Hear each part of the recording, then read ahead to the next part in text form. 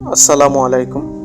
আজকে কথা বলবো আইএলস এর কোয়েকশন প্যাটার্ন নিয়ে, অর্থাৎ কী কী টপিকস থাকবে, কী কী পড়তে হবে সে ব্যাপারে কথা বলবো। চলুন শুরু করা যাক। আইএলস এর 4টি মডিউল বা অংশ, অর্থাৎ এই এক্সাম 4টি বিষয়ের উপর হয়। সেগুলো হচ্ছে listening, reading, writing, speaking. Listening ও রিডিংয়ে 40টি প্রশ্নের উত্তর দিতে হবে। কোনো উত্তর ভুল হলে এখানে কোনো কাট মার্ক নাই। প্রতিটি মডিউলের সর্বোচ্চ ব্যান্ড 9। চলুন এবার 4টি বিষয়ের টপিকস নিয়ে বিস্তারিত আলোচনা করা যাক। প্রথমেই লিসেনিং। এখানে আপনি স্পিকারের কথা শুনে আনসার করতে হবে। স্পিকার একবারই বলবেন, কথাগুলো আপনি সামনে পিছনে নিতে পারবেন না। সময় 30 মিনিট থাকবে, 30 মিনিটই স্পিকার কথা বলবেন। স্পিকার বলা শেষে আপনাকে 10 মিনিট এক্সট্রা দেওয়া হবে আনসার চেক করার জন্য এবং উত্তরপত্রে আনসার লেখার জন্য। লিসেনিং এর 4টি পার্ট থাকবে, পার্ট 1, পার্ট 2, পার্ট 3, পার্ট 4 এরকম থাকবে। পার্ট 1-এ গ্যাপ ফিল থাকবে, অর্থাৎ আপনাকে শূন্যস্থান পূরণ করতে হবে স্পিকারের কথা শুনে শুনে। পার্ট 2 ও 3-তে যা যা থাকতে পারে, এমসিকিউ থাকতে পারে। এমসিকিউ এর 3টি অপশন থাকবে, সেখান থেকে আপনি স্পিকারের কথা শুনে যে কোনো একটি সিলেক্ট করবেন।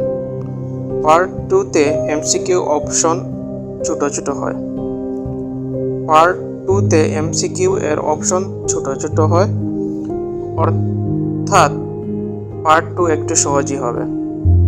আর পার্ট 3-তে এমসিকিউ এর অপশন বড় বড় থাকবে।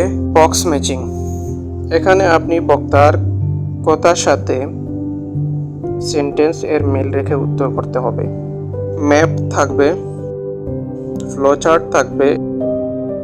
পার্ট 4 এটাও গ্যাপ ফিল আসতে পারে, তবে মাঝে মাঝে ভিন্ন রকমও আসতে পারে। বছরে 1-2 বার অন্য কিছু আসতে পারে, যেমন আমি এক্সামে পেয়েছিলাম part 4-এ box matching.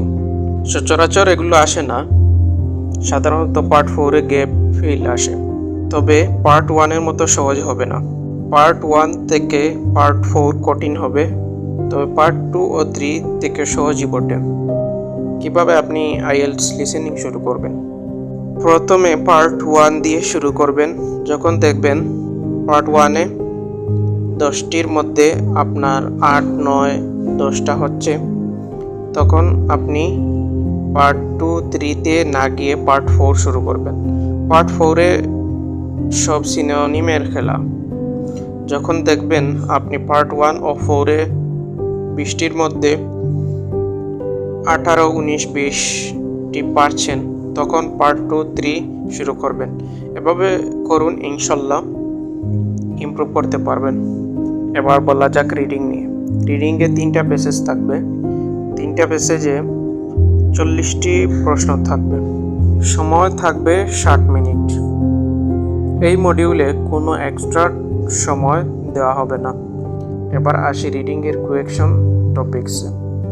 Gap fill থাকবে, এখানে আপনাকে প্যাসেজ থেকে শূন্যস্থান বের করে লিখতে হবে।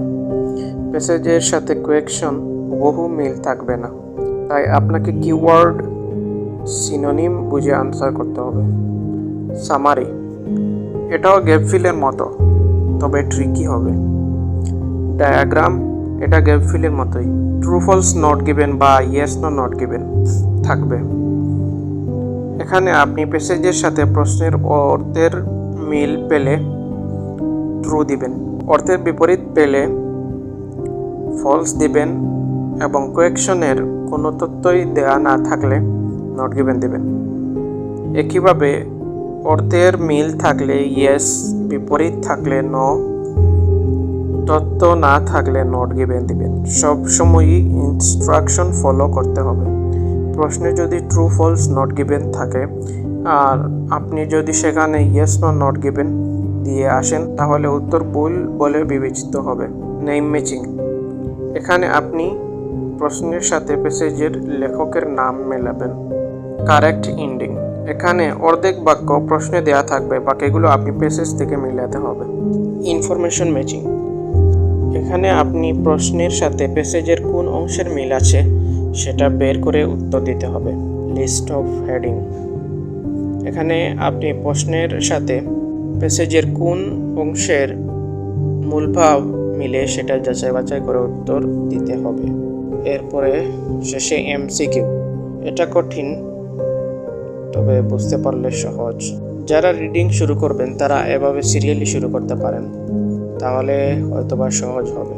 প্রথমে গ্যাপ ফিল দিয়ে শুরু করবেন, তারপর সামারি, তারপর true false not given or yes no not given, তারপর নেম ম্যাচিং, তারপর কারেক্ট এন্ডিং, তারপর